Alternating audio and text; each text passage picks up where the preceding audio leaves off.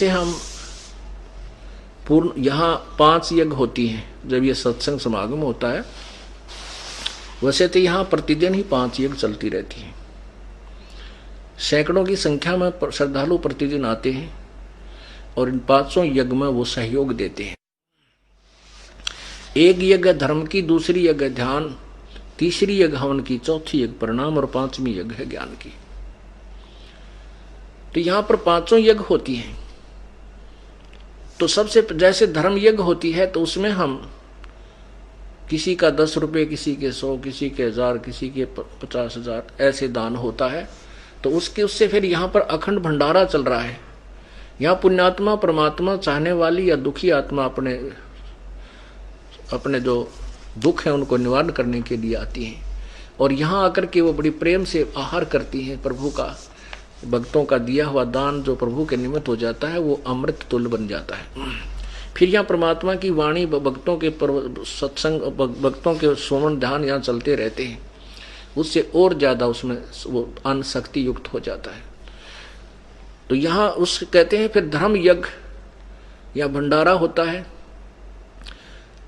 एक यज्ञ धर्म की, दूसरी यज्ञ ध्यान। जैसे यहाँ आते हैं तो परमात्मा ही याद रहता है।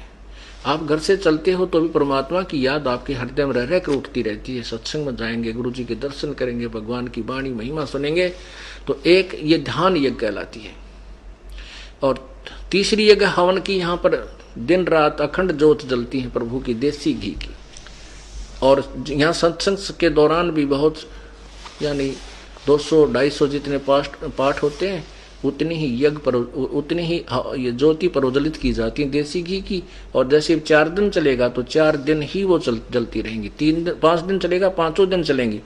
3 दिन चलेगा वो 3 दिन उतनी ही चलेंगी। उसके बाद 42 ज्योतें हम बाद में कंटिन्यूस रखते हैं। जो जैसे कोई ज्योति हवन नहीं कर सकते, कुछ हवन यहाँ के लिए घी दे जाते हैं तो हम उसको करते रहते हैं। और चौथी यज्ञ प्रणाम, दंडवत प्रणाम प्रभु के निमित्त हम करते हैं।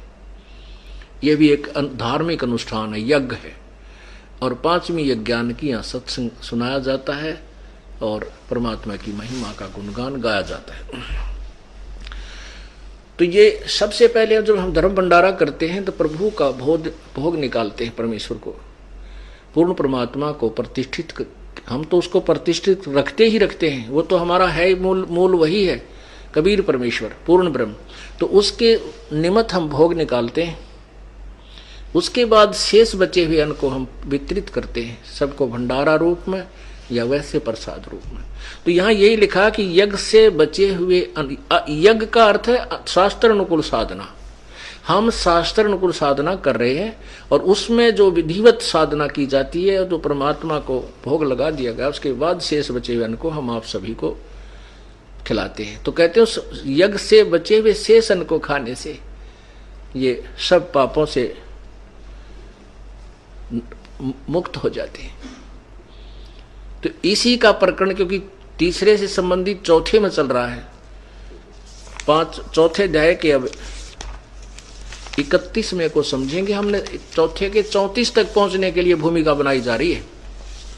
चौथे अध्याय के 34वें श्लोक को समझने के लिए कहानी, ये सारी भूमिका आपके समक्ष प्रस्तुत की जा रही है। अब देखो अध्याय नंबर 4 और श्लोक नंबर 31 में आ जाइए। हे कुरुश्रेष्ठ अर्जुन, यज्ञ से बचे हुए अमृत का अनुभव करने वाले सनातन परब्रह्म को प्राप्त होते हैं। यज्ञ न करने वाले पुरुषों के लिए तो यह मनुष्य लोक भी सुखदायक नहीं है, तो परलोक कैसे सुखदायक हो सकता है। अब देखो